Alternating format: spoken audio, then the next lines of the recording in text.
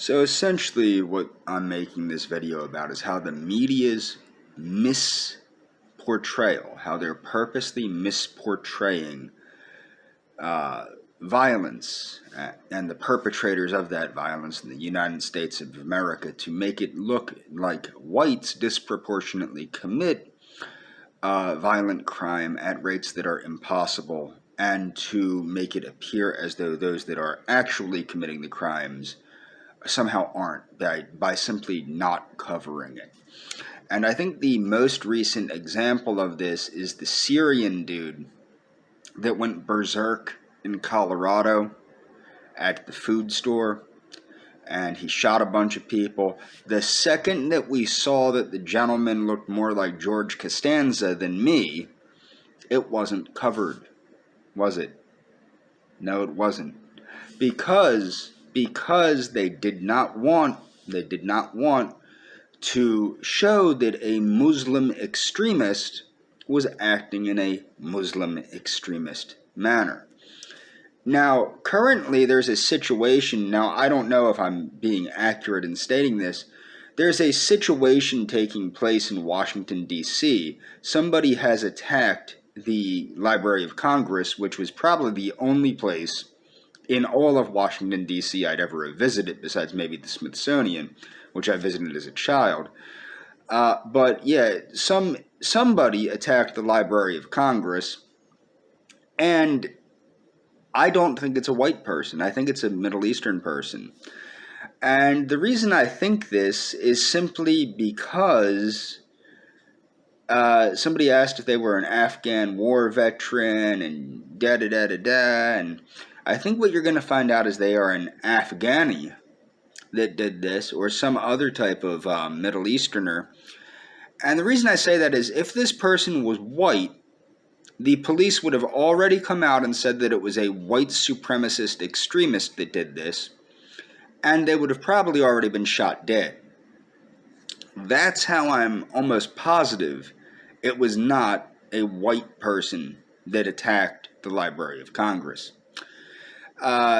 You also see people that aren't white portrayed as white, like George Zimmerman, like the dude that attacked the Garlic Festival, that was Arab and Italian. You see misportrayals of people as white that are not white, or that would not self-identify as white. Okay? So that is a big problem right there.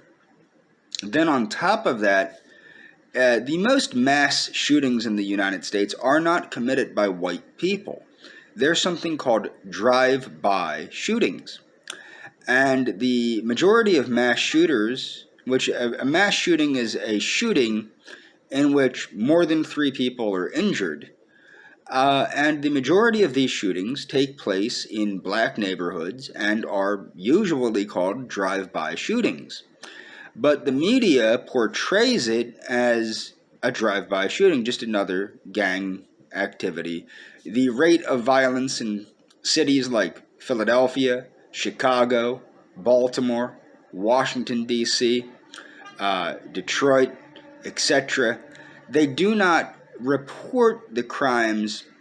If crimes like this had happened in a white area and the participant, the perpetrator, was white, it would be exemplified by the media as white violence, especially if that violence was perpetrated against a black or a homosexual or a Latino or a Middle Easterner or a Jew or what have you.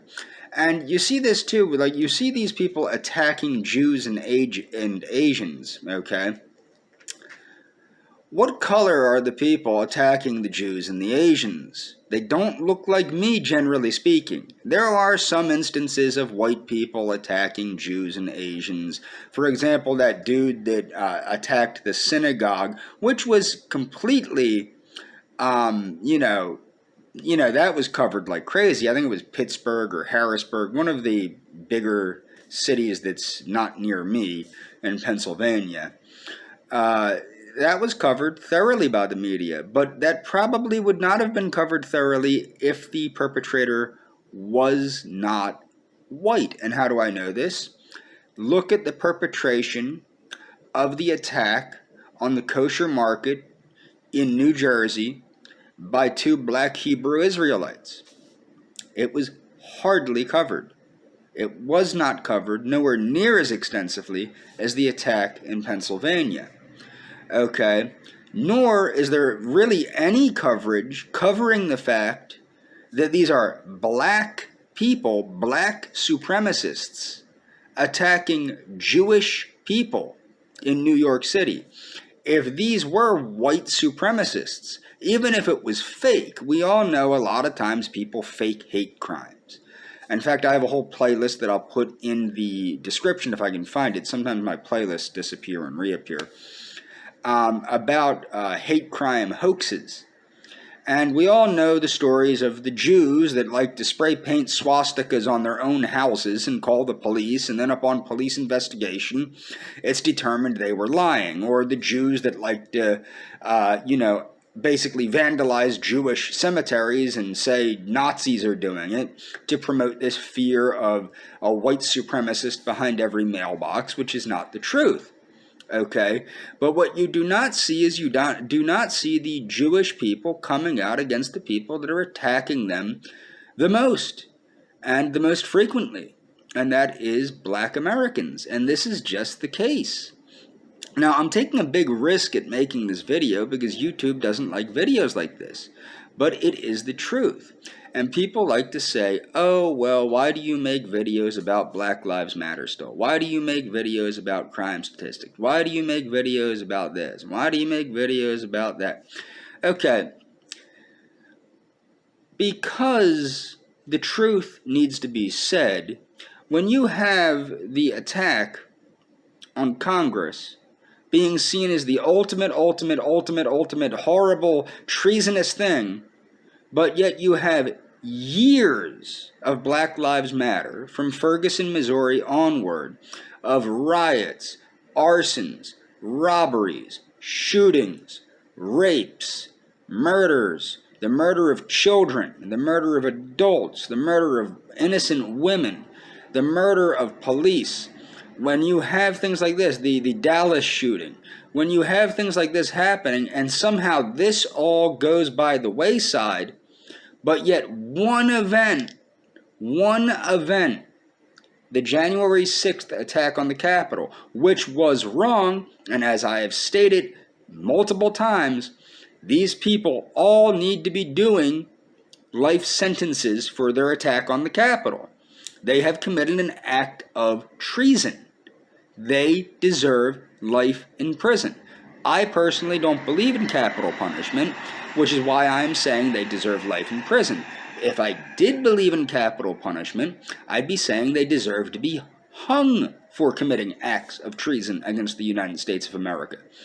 But so do all of the members of Black Lives Matter that have waged war on the United States, have attacked our police departments, have set fire to our police departments, have set fire to our federal courthouses, have attacked agents of the Department of Homeland Security, have violently taken over state houses, have violently taken over whole tracts of land, etc. Okay? These are not, and have violently taken down and destroyed public property, such as Christopher Columbus statues and things of that nature. They too deserve life in prison. And you might be saying, where do we get these prisons? Well, why don't we just do what Sheriff Arpaio did and just fence them in the middle of the desert? Because the fact of the matter is, there are so many. I am a firm believer in a gulag system. I think the United States needs a gulag system badly. It badly needs a gulag system. But what we're finding out is what the United States can do is we can take people that don't even belong in this country and put them into prison camps, but we cannot put the people in this country that are acting against the best interest of this country and the citizens of this country and are acting in a treasonous manner. Apparently we can't do anything with them. With people that have declared war on the United States, apparently we can't do anything with them. Whether they're Trump supporters or Black Lives Matter supporters, etc.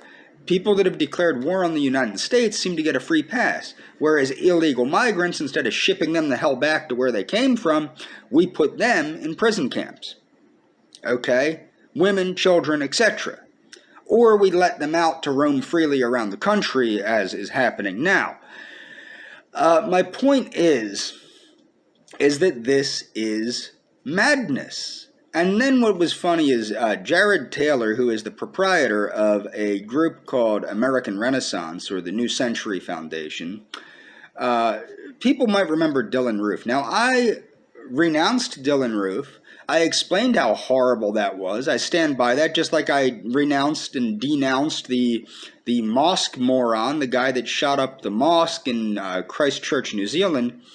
These people are animals. Okay, whether it's Dylann Roof or the guy in New Zealand, they are animals, and they deserve zero sympathy from the public. And they certainly don't deserve people lionizing them. Now, unfortunately, with me, when I denounced Dylann Roof, a lot of pro-white people denounced me. They weren't happy with that. But the point of the matter is, what angered Dylann Roof? Now, Dylann Roof is an emotionally unstable lunatic that was enlightened to the truth by American Renaissance. American Renaissance does not post things on their website that's outrageous or crazy or inaccurate by any stretch of the imagination. However, when Dylann Roof saw the truth about how the media misportrays what's really going on, it was too much for his emotionally unstable brain. And he lost it. And he did what he did, which was absolutely unexcusable. And honestly, even though I don't believe in the death penalty, that's a case that might get me to. I mean, what he did was absolutely unconscionable. What he did was, of course, people might know this, he attended a church, and then a black church, and was going to Bible study in a black church and murdered defenseless people. You know, somebody like that, in my opinion, that's pushing it. That might get me to support the death penalty. But I try to remain consistent and not support capital punishment. Okay?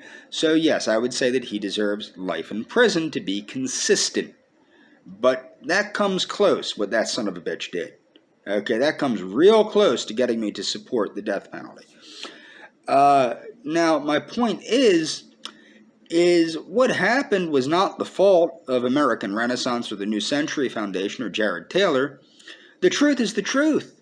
The media is to blame for mischaracterizing the truth, and the whole of the American public is to blame for not encouraging the people that make up these communities that are committing the lion's share of violence and criminal behavior to take care of their own communities. The general public deserves admonishment for not championing things like the Biden crime bill, which worked. The general public deserves to be admonished for its support of the First Step Act, for the Step Down Act, for the nonsense that took place during the Obama and Trump administrations, which helped to cause the situation we have now with the outrageously high amounts of crime due to going easy on criminals. Okay? So that is where I stand on that. And I'm going to leave links in the description to all of this. And I expect people to follow the links in the description, check out the links, understand the links. I'm also going to leave links to MREN's new YouTube channel so people can participate in listening to the MREN podcast. MREN stands for American Renaissance and is the channel where you'll get to hear Jared Taylor and other contributors that work at American Renaissance and the New Century Foundation, and you'll get to hear what they have to say on certain topics. But what's so important to understand is that the people that tell the truth are being silenced in this world, and the people that lie and that are promoting violence are freely allowed to lie and promote violence. And that's the nature of reality in the United States right now. That's unacceptable. Or at least it used to be unacceptable. It's no longer unacceptable. The United States is falling apart quickly. And it's not necessarily because of immigrants. It's because of weak, white liberals. That's why. So until people grow a frigging spine and accept the fact that violence is not acceptable in civilized society, political violence is